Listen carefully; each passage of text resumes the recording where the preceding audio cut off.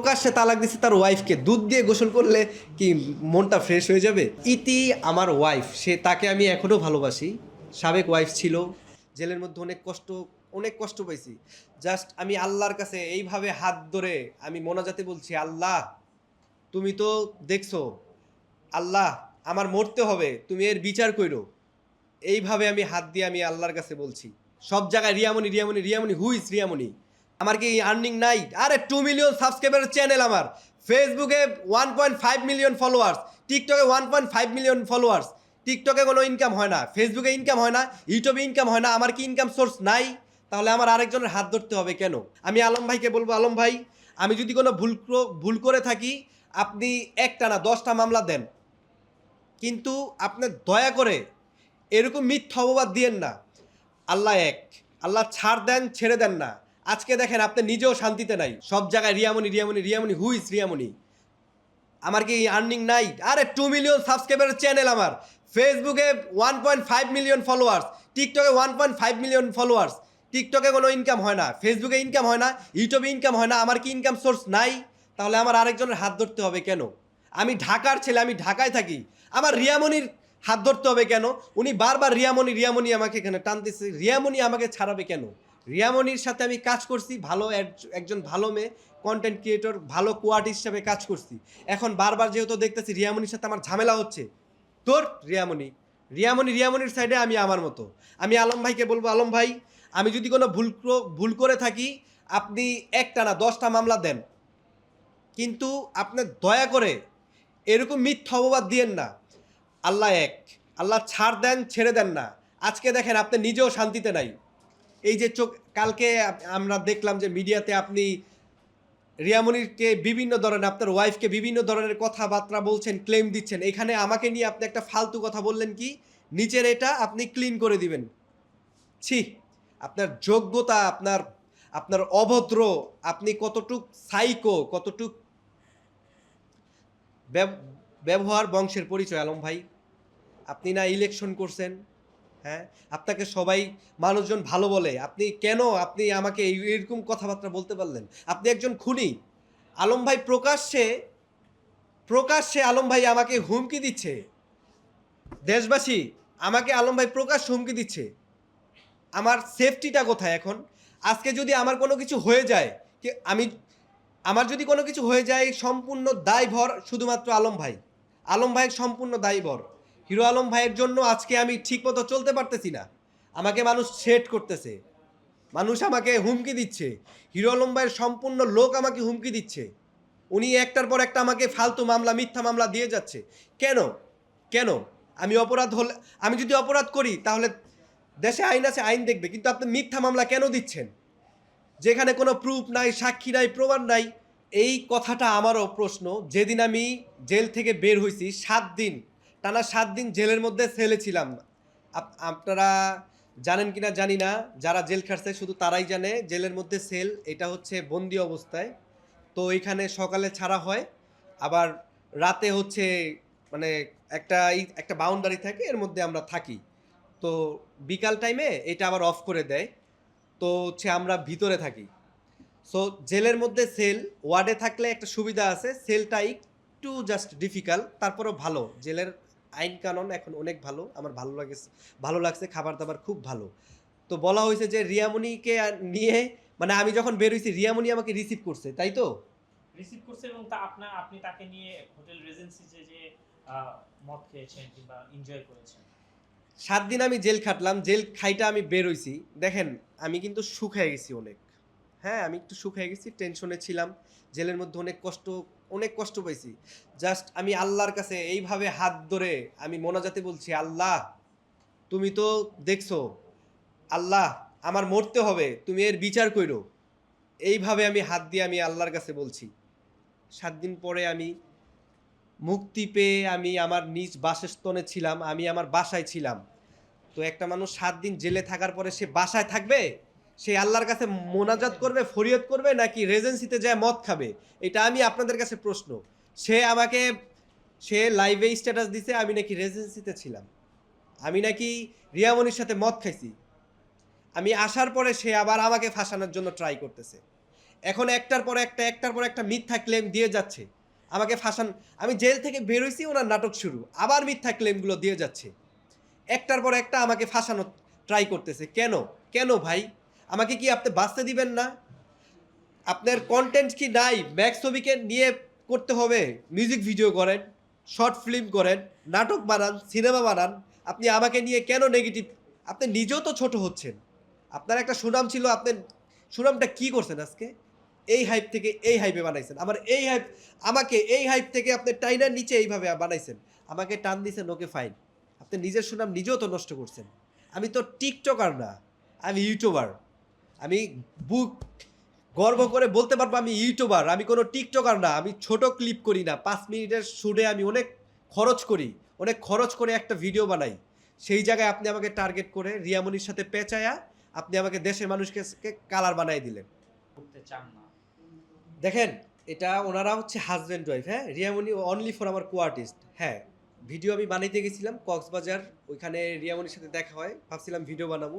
কোনো একটা কারণে হিরো আলম ভাই এটা একটা নাটক করে দিছে।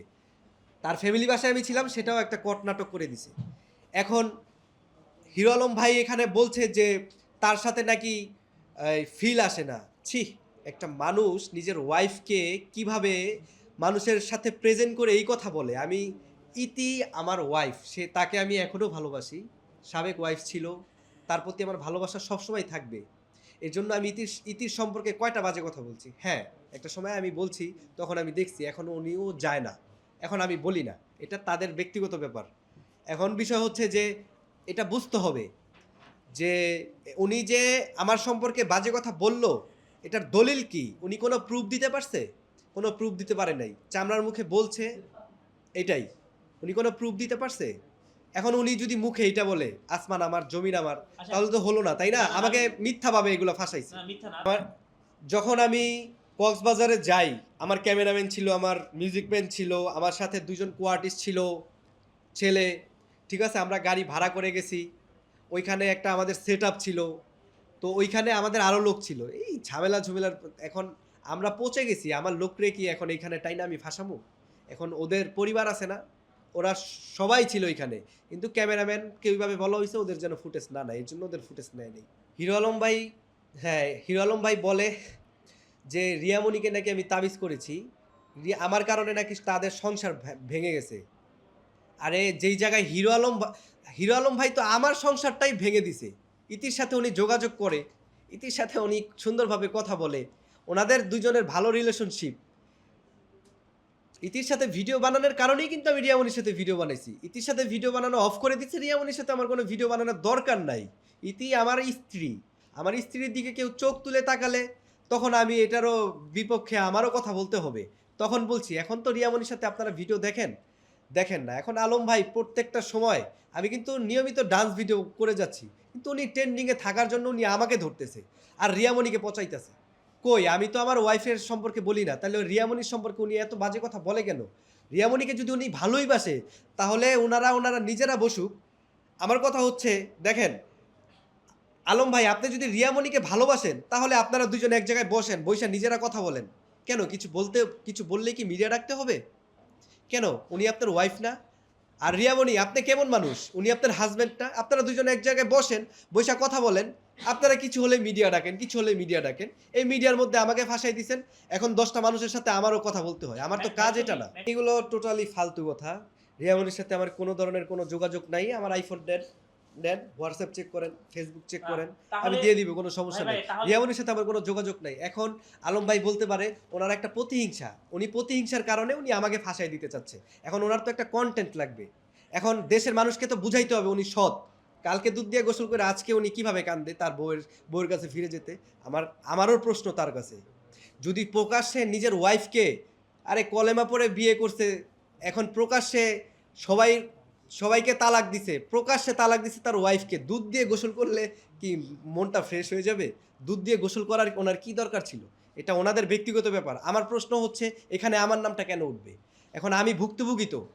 আমার ওয়াইফটাকে, আমার সংসারটা টিকলো না, আমার ওয়াইফ নাই, আমার সংসারই তো উনি নষ্ট করলো। কেন?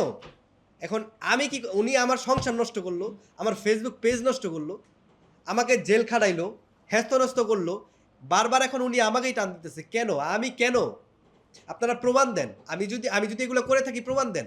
এগুলা কি রিয়ামণি বলছে যে আমার প্রতি ফিল আসে? না, রিয়ামণি কখনোই বলে নাই। বললে আপনারা এই যে সাইড বাই সাইড গ্রুপ করেন, গ্রুপ করে হচ্ছে আপনারা ভিডিও ডাইরেক্ট করে পাবলিশ করেন, কোনো সমস্যা নেই। এটা হচ্ছে হিরো আলমের কথা, অযৌক্তিক কথা, মিথ্যা কথা, এটা ভণ্ডামি কথা। এগুলার কোনো ভিত্তি নাই। আলম ভাই বললো আর হলো? কোনো তদন্ত ছাড়া সব কিছু হয়ে গেল?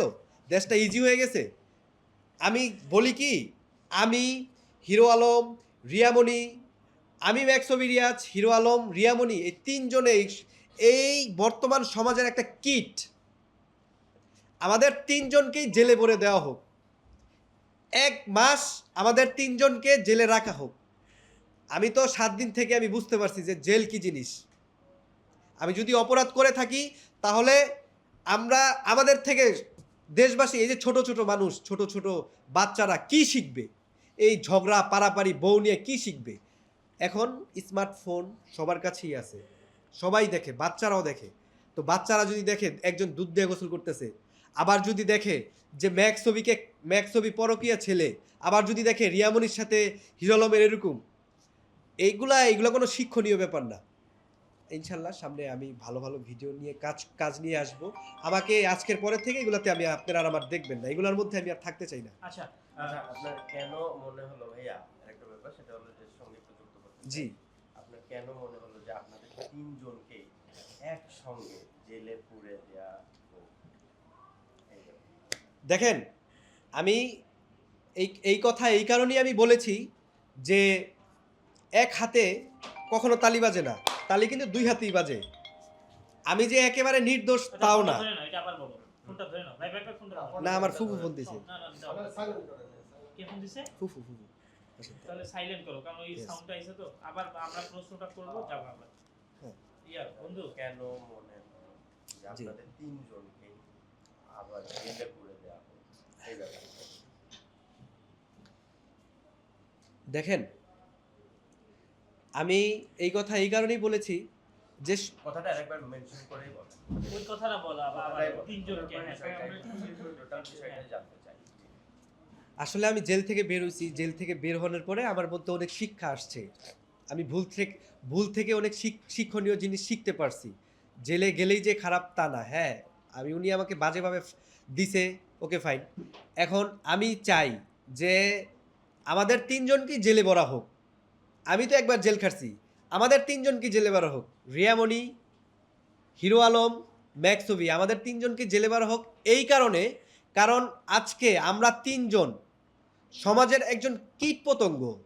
আমার নিজেরই লজ্জা হচ্ছে যে ছোট ছোট বিষয় নিয়ে আজকে সমাজের কাছে আমরা কালারিং, আর সমাজ আমাদের থেকে কি শিখবে?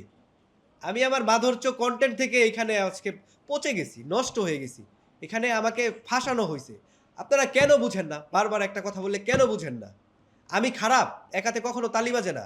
আমার দোষ আছে, তবে 20%, 80% মাপেন, তদন্ত করেন, দেখবেন 80% দোষ হচ্ছে আলম ভাইয়ের। আলম ভাইকে আমি শ্রদ্ধা করি, আলম ভাইকে আমি বলবো যে ভাই এই সমস্ত কিছু বাদ দেন।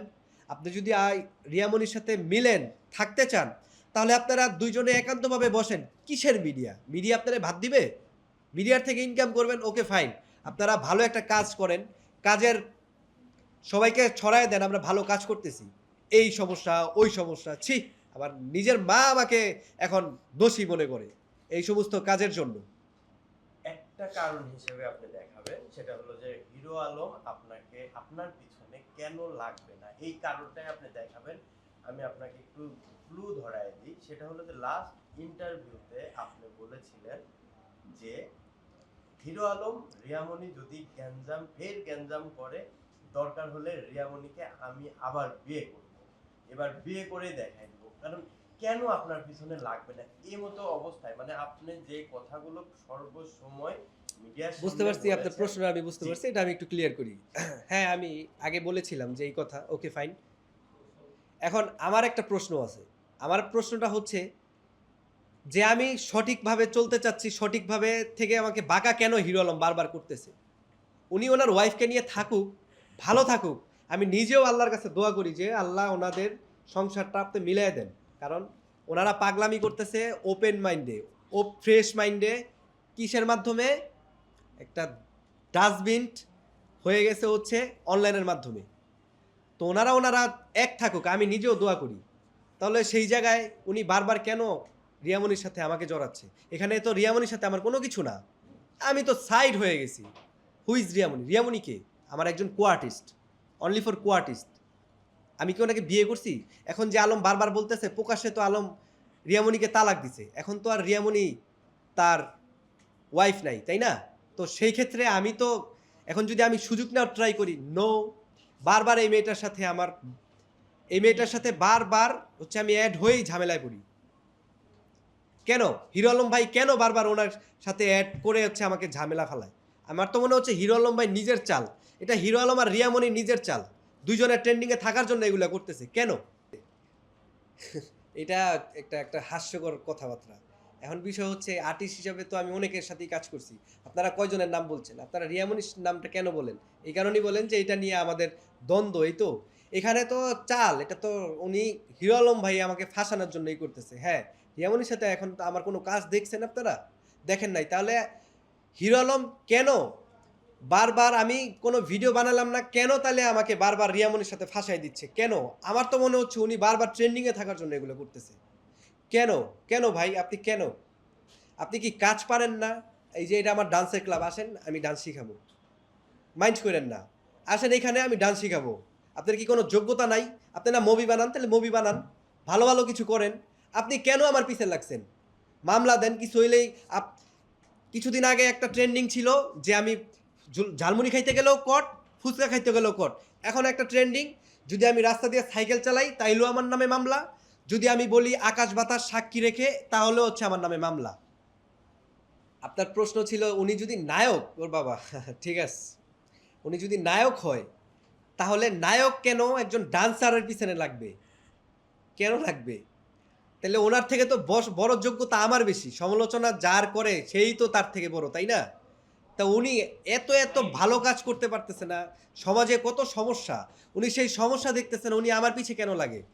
রাস্তাঘাটে আজকে অনাহারি পড়ে আছে, উনি হেল্প করতেছে না কেন? উনি বারবার কেন রিয়ামনির প্রসঙ্গ ধরে আমাকে মামলা দিচ্ছে? রিয়ামনির প্রসঙ্গ ধরে কেন আমাকে টান দিচ্ছে? এখানে তো আমার মানহানি হচ্ছে, তাই না? উনি তো আমার মান সম্মান নিয়ে এখানে টানাটানি করতেছে। আলম ভাইকে বললেন আপনারা সিনিয়র, ইউটিউবে হিরো আলম অফিসিয়াল লিখে সার্চ করবেন আর ম্যাক্স ওভিরিয়াস লিখে সার্চ করবেন, টাইম আর ডেটটা দেখবেন, ভিউজ কাউন্ট করবেন। আমি সংবাদ সম্মেলন করে এখানে আসি নাই, আমি নিজে আমার যোগ্যতায় আসছি। আমি আজকে একটা তারকার সম্পর্কে নেগেটিভ কথা বললে আমি ভাইরাল হব কেন? ওই তারকার হেটার্স হয়ে যাব, আমি এটা কখনোই করব না। হিরো আলম নিজে আমার সাথে সংবাদ সম্মেলন করে আমার সম্পর্কে বলছে, ম্যাক্স ছবি রিয়াজ কখনোই বলে নাই। হিরো আলম নিজে আমার সম্পর্কে আগে বলছে, ম্যাক্স ছবি রিয়াজের দরকার আছে? ম্যাক্স ছবি রিয়াজ কখনোই হিরো আলমের সাথে লাগবে না। ম্যাক্স ছবি নিজেই ব্র্যান্ড, হিরো আলমের সাথে কেন লাগবে? আমার সাথে তার সাথে যায় না। আমি যদি কারোর সাথে সম্পর্কে ভিডিও বানাই, সেটা হচ্ছে কোরিয়ান পোলাপাইন, আমার ডান্স কন্টেন্ট, আমার ইন্ডিয়ান পোলাপাইনদের সাথে হচ্ছে আমার অ্যাড, ঠিক আছে, তাদের সাথে হচ্ছে আমার যায়। আলম ভাই কি ডান্স পারে? ওনার সাথে আমি কেন লাগবো? ওনার সাথে আমার কোনো কিছুতেই যায় না। উনি একটা অযৌক্তিক হাস্যকর কথাবার্তা উনি বলেন। লেগেছে তো এই কারণে তার বউকে নিয়ে আপনি টানাটানি তার করেছেন। আমার বউকে নিয়ে আলম ভাই ভিডিও বানাইছে, তার বউকে নিয়ে আমি টানাটানি করি নাই। তার মানে কি উনি আপনি সমান সমান থাকার জন্য কি তার সমান- বউকে নিয়ে এসেছেন? দেখেন, আপনার বউকে যদি কুবুদ্ধি কেউ দেয় তাহলে আপনিও প্রথমে বলবেন যে কেন কুবুদ্ধি দিলা। সেই ক্ষেত্রে উনি যখন ভিডিও বানাইছে, আমি ভিডিও বানাইছি, আমি তো খারাপ কিছু করি নাই, তাই না? এখন সেটা সুযোগ নিয়ে প্রতিহিংসার কারণে আলম ভাই আজকে আমাকে ফাঁসাই দিচ্ছে, আজকে সমাজের কাছে আমাকে নষ্ট করে দিচ্ছে। কেন ভাই, কেন? কিন্তু আপনাকে একটা কথা বলতে চাই, সেটা যেটা সে বলেছেন, আপনি বলেছিলেন যে ইতির সাথে তার ফিজিক্যাল সম্পর্ক হয়েছে, কিন্তু সে তো বলেছেন আমি ডিএনএ টেস্ট করেছি। ডিএনএ টেস্ট করেছে ইতির সাথে, আমি বলেছি ইতির সাথে ফিজিক্যাল সম্পর্ক হয়েছে। ডিএনএ টেস্ট তাহলে ডিএনএ টেস্ট করতেছে না কেন? করেছে নাকি আপনাদের? আচ্ছা, প্রুফ কোথায়? হাউ ফানি, প্রুফ কোথায়? ডিএনএ টেস্ট করছে, প্রুফ কোথায়? আচ্ছা ওকে ফাইন, শোনেন, ইতি আমার সাবেক বউ ছিল, ইটস এ গুড গার্ল। এখন যেহেতু আমার ওয়াইফ নাই, সে তার মতো, আমি আমার মতো। আমি চাই আমি কোনো বিপদে পড়লে ইতি অবশ্যই আসবে, এটা আমি জানি। তো একটা সময় রাগ জিত ছিল, এখন আর আমার তার প্রতি কোনো রাগ জিত নেই। সে তার মতো, আমি আমার মতো। তো সে তার তাহলে আপনার নামে ধর্ষণ মামলা কেন করেছে? এটা হচ্ছে আমার নামে ইতি ধর্ষণ মামলা করছে, এটা ইতির নিজের বুদ্ধিতে না, কারণ হিরো আলম নিজে আমার কাছে পাঠাইছে, এরপরে হচ্ছে হিরো আলম ধর্ষণ মামলা আমাকে দিয়ে করাইছে, ফাহিম, এটা ইতিকে দিয়ে রিয়ামণিকে ছেড়ে কেন? হিরো আরে আলমকে যদি এই ছেড়ে ভাই আপনারা হাস্যকর কথা বলতে বললেন কেন? রিয়ামণি আমার কাছে আসলে আমি অ্যাকসেপ্ট করব মানেটা কি? আমি কন্টেন্ট ক্রিয়েটর, সর্বোচ্চ আমি কন্টেন্ট বানাইতে পারি, তারপরেও ভেবে চিন্তে আমি দেখব, কারণ এখন ঝামেলা দূর। আমি আমার নিজের লাইফটা নিয়ে থাকতে চাই। আমার রাজার হাল ছেড়ে এখন উনি আমাকে জোকার বানাই দিয়েছে দেশের মানুষের কাছে।